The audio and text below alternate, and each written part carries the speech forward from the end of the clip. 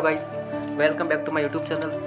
और मैं आज बताने वाला हूँ कि अगर दो वेक्टर जो होते हैं, अगर आपने इसको पढ़ा होगा तो ये क्वेश्चन जो है बहुत कंफ्यूज करता है स्टूडेंट्स को कि वेक्टर प्रोडक्ट जो होता है, वेक्टर का मल्टीप्लिकेशन, जब दो वेक्टर को मल्टीप्लाई करते हैं तो एक रिजल्टेंट वेक्टर मिलता है, राइट।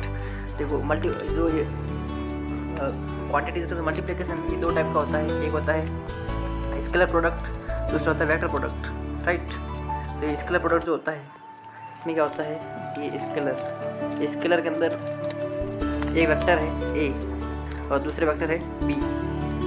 अगर इन दोनों को आप मल्टीप्लाई करोगे, राइट, तो आपको तीसरा जो वेक्टर मिलेगा, तीसरा जो आपको इसका रिजल्ट मिलेगा रिजल्टेंट, वो रिजल्टेंट वेक्टर नहीं होगा, रिजल्टेंट वेक्टर नहीं होगा। ये स्केलर प्रोडक्ट जो कि बहुत आसान होता है। बट अगर बात करें वेक्टर प्रोडक्ट की, तो वेक्टर प्रोडक्ट के अंदर और स्केलर प्रोडक्ट में हम A B cos theta use करते हैं। Cos theta, theta is the angle between them, theta is the angle between them.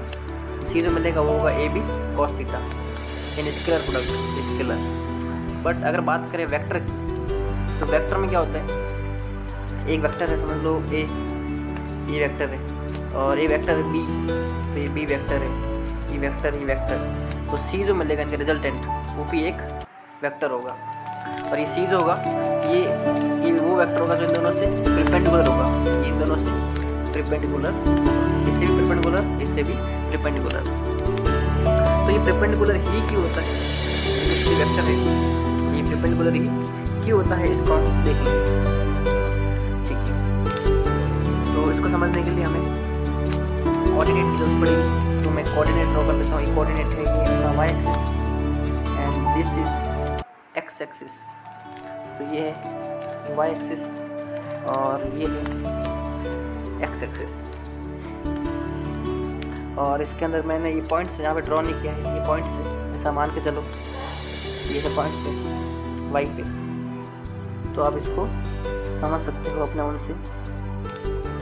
अब मैं आपको बताता हूँ कि किस तरह ये होता है। तो ये वेक्टर है ए, इस डायरेक्शन में है, दूसरा वेक्टर है बी जो कि इस डायरेक्शन में है। ये है वेक्टर ए, ये वेक्टर ए, इसको मैं कुछ बता देता हूँ। ये है वेक्टर ए और इसको मैं इस तरह बता देता हूँ। और ये है वेक्टर बी, तो इसको मैं ए लिखता हूँ, इसको मैं बी लिखता हूँ, राइट। तो ये ए वेक्टर और ये बी वेक्टर, इसको मैं ऊपर लिखता हूँ, इसके ये वेक्टर हो गए और ये बी एक वेक्टर हो गया, ओके। अब इनका दोनों का multiplication, it means A into B. तो ये मल्टीप्लिकेशन होगा, ये कैसे होगा और किस तरह होगा, तो इसको हम थोड़ा डिराइव करेंगे। तो इसको डेरिवेशंस के लिए हमको एक कंस्ट्रक्शन करना पड़ेगा। कंस्ट्रक्शन जो है कुछ इस तरह है। ये कंस्ट्रक्शंस मैं ड्रॉ कर रहा हूँ with the help of scales use करेंगे। तो वर्टिकल और स्ट्रेट होगा, स्ट्रेट, और जितना ज़्यादा स्ट्रेट होगा उतना ही अच्छा होगा हमारे लिए समझना। तो मैं इसको स्ट्रेट ड्रॉ कर लेता हूँ, ओके। तो आप देख पा रहे हो कि मैंने इसको स्ट्रेट ड्रॉ कर लिया है और फिर मैं इसको और इस तरह ड्रॉ कर लेता हूँ। मान के चलो कि स्ट्रेट, ये वर्टिकल है, ओके। अब आप देख पा रहे हो तो ये एक अच्छा सा शेप बन गया है जो कि आप रेक्टेंगल कह सकते हो। बट ये कंप्लीट रेक्टेंगल नहीं होगा, बिकॉज इस ए को मैंने इस तरह शिफ्ट किया है, इस ए को मैंने इस तरह शिफ्ट किया है। बिकॉज ए जो है वो मैंने अभी इस बी को कुछ भी मूवमेंट नहीं करवाया है, बी वहीं पे है। मैं इस ए को यहाँ पर ऐसा मूवमेंट करवाना चाह रहा हूँ कि ए का मैग्नीट्यूड यहाँ पर इस पोजीशन पर कितना होगा। तो आपको पता होगा, और इसके पहले भी मैंने वीडियोज़ में एक्सप्लेन किया है। अगर ये यहाँ पर ए है तो यहाँ पर होगा ए कॉस थीटा, ए कॉस थीटा, ए कॉस थीटा, राइट। ये ए कॉस थीटा होगा, ओके। ए कॉस थीटा, तो थीटा क्या होगा, थीटा यहाँ का होगा, इट इज़ थीटा, और ये जो ए और बी का जो बीच का एंगल है इसको मैं लिखता हूँ थीटा वन। और ये ए कॉस थीटा और ए के जो बीच का एंगल है उसको मैं लिखता हूँ ए कॉस थीटा। तो मैंने इसको थीटा से डिनोट किया है। आई होप कि आपको ये समझ में आ रहा होगा। गाइस अगर आपको समझ में नहीं आ रहा है तो ये मैंने पिछली वीडियो में समझाया है कि अगर कोई एक वेक्टर इस डायरेक्शन में है और अगर आपको यहाँ पर इस डायरेक्शन में आपको मैग्नीट्यूड फाइंड करना है तो एंगल जो भी होगा, तो अगर ये एंगल वेक्टर ए है तो ये हो जाएगा ए कॉस थीटा। तो मैंने वो यहाँ पर यूज़ किया है। ओके, अभी मैं क्या करूँगा, अभी अगर मुझे इस थीटा को कुछ और फॉर्मेट में लिखना है, ये थीटा 1 है। ओके, मुझे इसको अगर थीटा 1 फॉर्मेट में लिखना है तो आप ऑब्जर्व कर सकते हो कि ये जो एंगल है ए और बी के बीच का, ए कॉस थीटा और बी के बीच का 90 है। ए कॉस थीटा और बी के बीच में जो एंगल वो 90 है। तो अगर मैं थीटा 1 को लिखना चाहूँ तो थीटा 1 को मैं कुछ इस तरह लिख सकता हूँ, 90 माइनस थीटा, राइट। अगर ये 90 में से मैं इस थीटा को माइनस कर देता हूँ तो मुझे थीटा 1 मिल जाएगा। ओके, इसको मैं शिफ्ट कर देता हूँ तो ये कुछ इस तरह हो जाएगा, theta is equal to 90 minus theta 1। Okay, theta is equal to 90 minus theta 1। और ये जो मैंने थीटा को लिखा है इसको मैं अभी थोड़ा फॉर्मेट में लेके आ जाता हूँ। तो ये जो इक्वेशन है theta 1 is equal to 90 minus theta, और फिर मैंने इसको डेराइव करके theta is equal to 90 minus theta 1, ये जो इक्वेशन है इसको मैं इस थीटा की जगह पुट करता हूँ। इसको मैं थीटा 1 की जगह, इस इक्वेशन को मैं थीटा की जगह पुट करता हूँ। तो ये हो जाएगा, मैं नीचे लिख रहा हूँ, आप इसको ऑब्जर्व करना, ए कॉस थीटा की जगह लिखता हूँ मैं 90, ये 90 है, माइनस थीटा 1।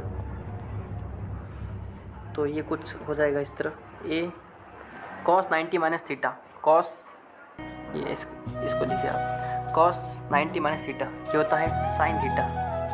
तो sign theta 1, cos 90 minus theta होता है साइन थीटा 1, बिकॉज ये राइट एंगल थ्योरम से आप इसको समझ सकते हो। आई होप कि मैं उसके ऊपर भी एक वीडियो बनाऊंगा कि किस तरह ये होता है और कैसे काम करता है ये चीज़ें, फंक्शन जो है ट्रिग्नोमेट्रिक फंक्शन, इसको किस तरह याद कर सकते हैं और कितना इजी है ये, इसके ऊपर मैं एक वीडियो बनाऊंगा। तो आई होप कि आपको ये समझ में आ गया। ये हो जाएगा ए साइन थीटा 1, और ये जो हमें मिला है ए साइन थीटा 1, इसको मैं यहाँ पर लिखता हूँ तो कुछ भी डिफरेंस नहीं रहेगा, बिकॉज वही तो हमने डेराइव किया है। मैं इसको रफ कर देता हूँ, इसको भी मैं रफ कर देता हूँ, तो अनवांटेड है, और मैं वहाँ पर लिख देता हूँ, यहाँ पर लिखता हूँ मैं ए, तो ए ही रहेगा, ए में कुछ डिफरेंस नहीं आएगा। इसको मैं लिखता हूँ ए साइन थीटा 1, ए साइन थीटा 1, ए साइन थीटा 1। अच्छा, अगर मैं इस ए साइन थीटा 1 को बी के साथ मल्टीप्लाई करता हूँ तो आप देख सकते हो कि ए साइन थीटा कुछ इस तरह वर्टिकल है और बी जो है ये हॉरिजॉन्टल है। तो इसको आप बोल सकते हो कि हम इनडायरेक्टली लेंथ, इसको अगर आप लेंथ ले लेते हो और इसको आप ब्रीथ लेते हो तो लेंथ इंटू ब्रीथ कर रहे हैं, राइट। इसको आप लेंथ मान सकते हो और इसको आप ब्रीथ मान सकते हो, या फिर इसको लेंथ मानो उसको ब्रीथ मानो, मैटर नहीं करता हूँ।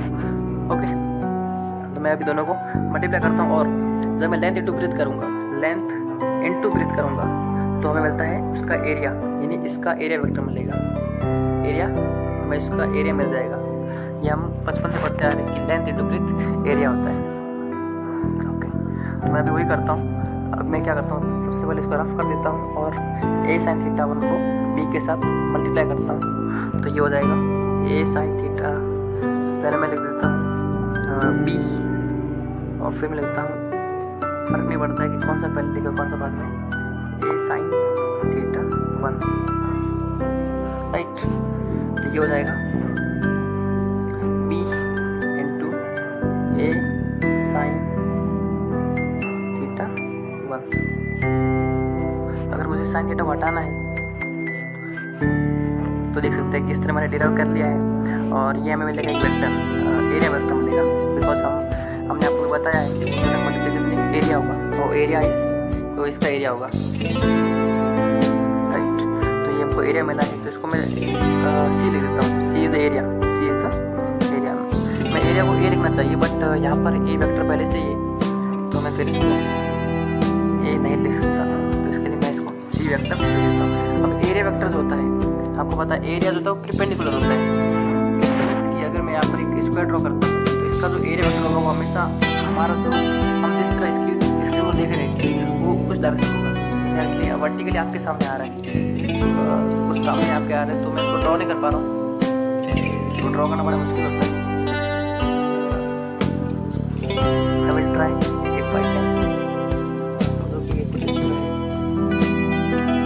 वेक्टर जो है कुछ इस डायरेक्शन परपेंडिकुलर है,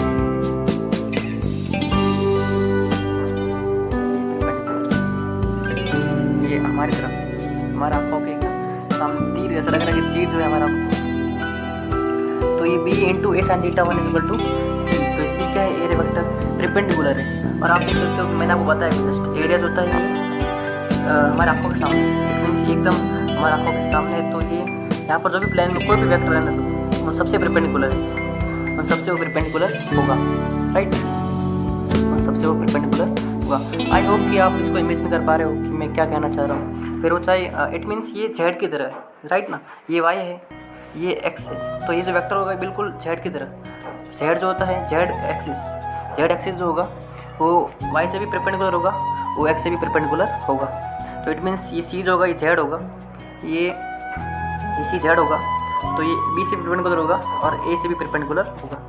तो हमने फार्मूला डिराइव कर लिया है, बी वेक्टर ए वेक्टर, यहाँ पे डॉट शो कर देता हूँ, इंटू साइन थीटा 1। अगर मुझे साइन थीटा 1 को हटाना है तो मैं इसको लिखता हूँ B into A, B cross A is equal to C vector, B cross A is equal to C vector. ये B vector into A cross B vector into A vector, it में इंटू मीन्स ये जो मैंने आपको बताया multiplication sign, A vector is equal to C vector. तो इसके लिए सी वेक्टर का दोनों से परपेंडिकुलर होगा। अब इसके एप्लीकेशंस रियल लाइफ में ये हम कहाँ ऑब्जर्व करते हैं, तो इसको हम ऑब्जर्व करते हैं अगर आपने कभी घर में रोटी बेली होगी या फिर आपको अपने मॉम को रोटी बेलते हुए देखा होगा, तो कुछ इस तरह होता है वहाँ पर। मैं आपको बताता हूँ कि इस तरह की कंडीशन क्रिएट होती है। तो जो कंडीशन होगी वो कुछ इस तरह होगी कि ये एक बेलन है, इट्स बेलन, जो आपको बहुत बार पढ़ चुकी है शायद गलतियों पे। बेलन का ये रोटी में कम आप पे ज़्यादा हुआ होगा। तो ये बेलन है इस तरह की,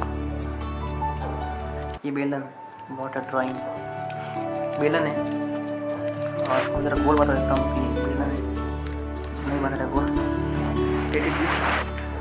तो इसको मैं अपने हाथों से मैंने कुछ पकड़ रखा है इस तरह,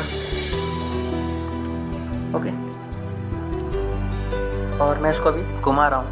और यहाँ पर जो क्या है, यहाँ पर रोटी है गोल गोल, I want to show it, चपाती है गोल गोल, जिसके ऊपर ये फोर्स लगा रहा है। फोर्स मीन्स ऐसी, अब उसका वेट है, वेट उसके रोटी के ऊपर है ना, तो वेट जो होता है क्या होता है, वेट तो फोर्स होता है। वेट क्या है, फोर्स है, बिकॉज वेट mg होता है। वेट का फॉर्मूला mg, मास, और g means accelerated to gravity. तो जी एक्सेलरेशन है और ये मास है, तो मास इंटू एक्सेलरेशन फोर्स होता है। इसके लिए वेट क्या हो जाएगा, फोर्स। तो ये वेट जो है इसके ऊपर है, हम फोर्स ना भी लगाएंगे तो भी फोर्स लग रहा है बिकॉज ऑफ वेट। अगर आप लगाते तो भी नो प्रॉब्लम। तो ये फोर्स जो है नीचे काम कर रहा है हर पॉइंट पे, यहाँ पर भी कर रहा है, इस पॉइंट पे भी काम कर रहा है, इस पॉइंट पे भी ये वेट काम कर रहा है, इस पॉइंट पे वेट काम कर रहा है, ओके। जब आप इसको घुमाएंगे तो आप इसको ऐसा आगे की तरफ लेके जाएंगे बेलन को, तो क्या होगा कि फोर्स तो हर पॉइंट पे काम करेगा, फोर्स हर पॉइंट पे काम कर रहा है। तो जैसे जैसे आगे बढ़ेंगे मैं बताता हूँ कि भाई ये आगे गया तो यहाँ पर फोर्स काम कर रहा है, यहाँ पर फोर्स काम करेगा, यहाँ पर फोर्स काम करेगा, इस पॉइंट पे फोर्स काम करेगा, इस पॉइंट पे फोर्स काम करेगा, मतलब ऊपर तक। अगर आप ऐसे ऊपर लेके जाएंगे रोटी को, मतलब रोटी के आगे लेके जाओगे बेलन, तो हर पॉइंट पे फोर्स काम कर रहा है। तो इट मीन्स फोर्स के डायरेक्शन नीचे की तरफ है एनी टाइम। और डिस्प्लेसमेंट जो हो रहा है, हो रहा है आगे की तरफ, वो आगे की तरफ हो रहा है। तो इनका जो रिजल्टेंट मिलेगा, रिजल्ट मिलेगा वो मिलेगा कुछ इस डायरेक्शन में,